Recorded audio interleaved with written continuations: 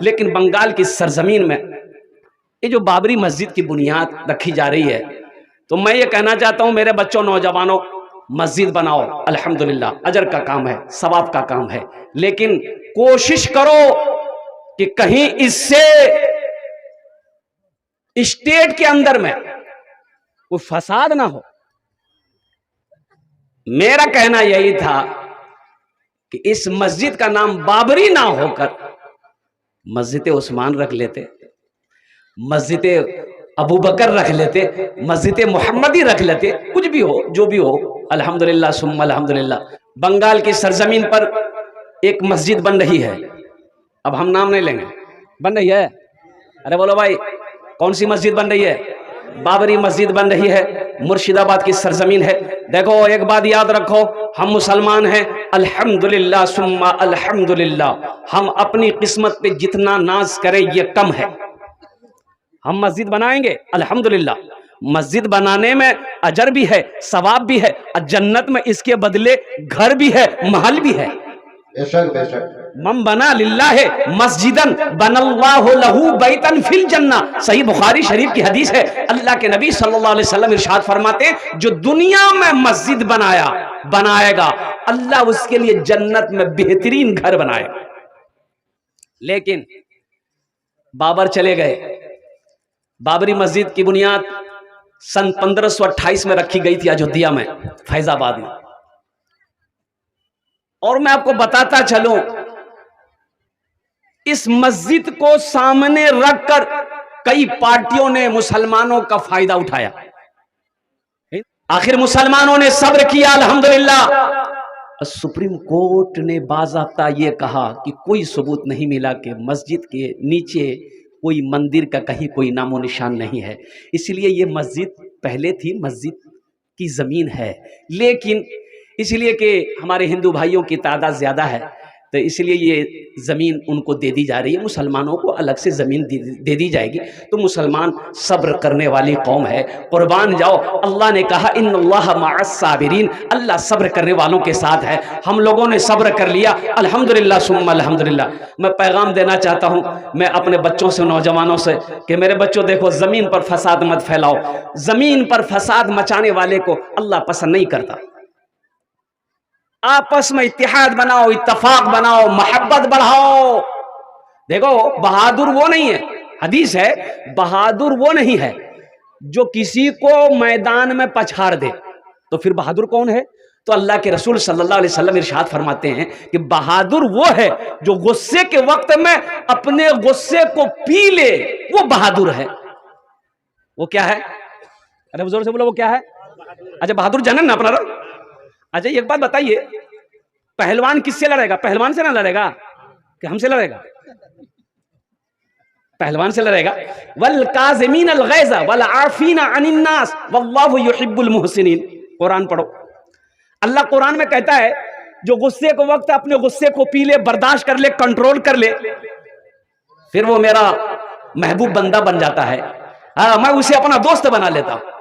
اس لیے میرے بچوں، نوجوانوں، الحمدللہ ثم الحمدللہ، میں پورے بنگال نہیں، پورے ہندوستان نہیں، پوری دنیا کے نوجوانوں کو پیغام دینا چاہتا ہوں میرے بچوں مسجد بھی بناؤ، مدرسہ بھی بناؤ، الحمدللہ۔ اس لیے کہ جیسے ایک مچھلی بغیر پانی کا زندہ نہیں رہ سکتی ہے، اسی طریقے سے ایک مسلمان بغیر مسجد کا، بغیر مدرسے کا زندہ نہیں رہ سکتا۔ لیکن لیکن لیکن لیکن فتنہ نہ ہو، فتنے سے بچو، یہ فتنے کا دور چل رہا ہے، ہماری ذات سے کسی کو نقصان نہ پہنچے۔ یہ ہندوستان ہے، اس ملک کے اندر میں ہندو بھی ہے، مسلمان بھی ہے، سکھ بھی ہے، عیسائی بھی ہے، کرسچن بھی ہے، بودھ بھی ہے، سب ہر برادری کے، ہر قوم کے لوگ رہتے ہیں۔ تو آپس میں محبت ہو، آپس میں اتفاق ہو، آپس میں اتحاد ہو، آپس میں بھائی چارگی ہو، یہی ہمیں مذہب اسلام سکھاتا ہے۔ لڑنا نہیں، لڑنا نہیں۔ سنو، ایک جنازہ آ رہا ہے، اللہ کے رسول صلی اللہ علیہ وسلم بیٹھے ہوئے ہیں، جنازہ آ رہا تھا، آپ جنازے کو دیکھے، جنازہ آ رہا، آپ کھڑے ہو گئے، جنازہ گزر کے چلا گیا۔ ایک صحابی نے کہا یا رسول اللہ یہ یہودی کا جنازہ تھا، آپ کھڑے ہو گئے۔ تو آپ نے ارشاد فرمایا مجھے پتا ہے ایک یہودی کا جنازہ تھا، لیکن آخر تھا تو انسان تھا نا بھائی، انسان تو تھا، بھائی انسان تو تھا نا، انسان تو تھا نا. ہم اس رسول کے ماننے والے ہیں جنہوں نے دشمن کو بھی اپنے سینے سے لگایا ہے. قربان جاؤ مسلمانوں، میرے بچوں، نوجوانوں، ہم تمہیں نہیں کہیں گے کہ کسی سے نفرت کرو، نفرت کو ختم کرو، اس سینے کو پاک کرو، اس سینے میں محبت کو بساؤ. اور میں آپ کو بتاتا چلوں، ایک واقعہ ہے حدیث کے اندر میں. اللہ کے رسول صلی اللہ علیہ وسلم سفر میں ہیں، صحابہ کرام بھی سفر میں ہیں. اب چلچلاتی دھوپ ہے، آرام کا حکم دیا گیا، سارے صحابہ رک گئے. اللہ کے رسول صلی اللہ علیہ وسلم ایک پیڑ کے نیچے آپ بھی اپنی تلوار رکھ کر کے آنکھیں بند کر لی. اب ایک دشمن رسول اس فراق میں تھا کہ کب موقع ملے ہم محمد رسول اللہ کا کام تمام کر دیں. نعوذ باللہ، قتل کے فراق میں تھا. اور وہ جیسے ہی آیا دیکھا کہ یہ تو سو رہے ہیں، بڑا اچھا موقع ہے. وہ تلوار اٹھائی، تلوار تو پڑی ہوئی تھی، تلوار اس دشمن نے اٹھائی اور سینے پہ سوار ہو گیا. اللہ کے رسول صلی اللہ علیہ وسلم کی آنکھ کھلی تو دشمن کہنے لگا، محمد اب میرے ہاتھوں سے آپ کو کون بچا سکتا ہے؟ تو اللہ کے رسول صلی اللہ علیہ وسلم نے ارشاد فرمایا، میرا اللہ. اتنا کہنا تھا، اس کے بدن میں کپ کپی شروع ہو گئی، ہاتھ سے تلوار چھوٹ کے گر گئی. قربان جاؤ، اللہ کے رسول صلی اللہ علیہ وسلم اٹھ کر بیٹھے، تلوار اپنے ہاتھوں میں لیے اور آپ سامنے ہو کر فرمائے، اب بتا تجھے میرے ہاتھوں سے کون بچائے گا؟ کہنے لگا، ہم کو تو آپ ہی بچائیے گا. ہم کو کون بچائے گا؟ ہم کو آپ ہی بچائیے گا. اللہ کے نبی صلی اللہ علیہ وسلم نے ارشاد فرمایا، جا میں نے تجھے معاف کر دیا، میں نے تجھے معاف کر دیا، بدلہ نہیں لینا، جا میں نے تجھے معاف کر دیا.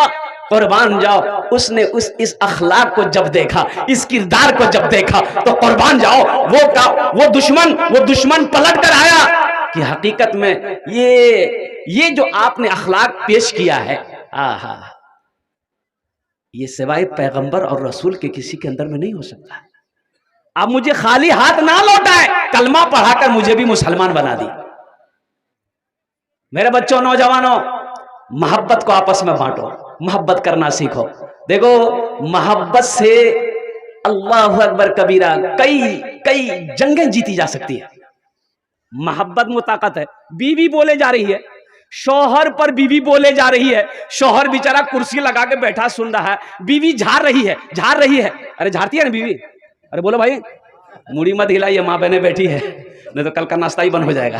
بولے خوب موڑی ہلائی لوتی. اب بیچارہ شوہر خاموش سن رہا ہے، بیوی بولے جا رہی ہے، چپ ہونے کا نام ہی نہیں. تو شوہر بولا کہ سن، تی خوبصورت چھی می مانو ہی، یہ ہر مطلب کی تی بولتے جاؤ. بس اتنا شوہر کا بولنا تھا. بیوی بولی کہ ٹھیک تی بوس می چائے بنانی ہو سوئی. ہم کو بیمار سے لڑنا ہے، بیماری سے لڑنا ہے، بیمار سے نہیں لڑنا ہے. بات ختم. خوبصورت شوہر خالی بول دیا کہ تم بہت خوبصورت ہو، اس کا مطلب کیا ہے کہ جو پاؤ گی وہی بولو گی. باپ پانی ہو گئی کہ منہ بولو خوبصورت. بیماری سے لڑنا ہے، بیمار سے نہیں لڑنا ہے. اس لیے میرے بچوں، نوجوانوں، الحمدللہ نمازوں کی پابندی کرو، نمازوں کی پابندی کرو. دیکھو، یہ دنیا فانی ہے، یہ دنیا فانی ہے، فنا ہو جائے گی. موت آنی ہے، ایک دن آ کر رہے گی. موت سے نہ کوئی بچ پایا ہے، نہ کوئی بچ پائے گا. اور قربان جاؤ، اللہ کا قرآن کہتا ہے، کل نفس ذائقۃ الموت ثم الینا ترجعون. ہر شخص کو موت کا مزہ چکھنا ہے، پھر تم سب کو میرے پاس آنا ہے. اللہ کا قرآن اعلان کر رہا ہے، ہر شخص کو موت کا مزہ چکھنا ہے، پھر تم سب کو میرے پاس آنا ہے. جب جانا ہی ہے، ارے جانا ہے نا بھائی، ارے بولو بھائی، جب جانا ہی ہے تو تیاری ہونا چاہیے نا. ارے بولو بھائی، تیاری ہونا چاہیے نا. جب جانا ہے تو تیاری ہونی چاہیے. اور وہاں کی تیاریوں میں سے یہ جو تیاری ہے، سب سے پہلی تیاری نماز ہے، پھر روزہ ہے، پھر زکوٰۃ ہے، پھر حج ہے، پھر صدقہ ہے، پھر قرآن کی تلاوت ہے، ماں باپ کی خدمت. یہی تو نیکیاں ہیں. وہاں کی تیاری کیا ہے؟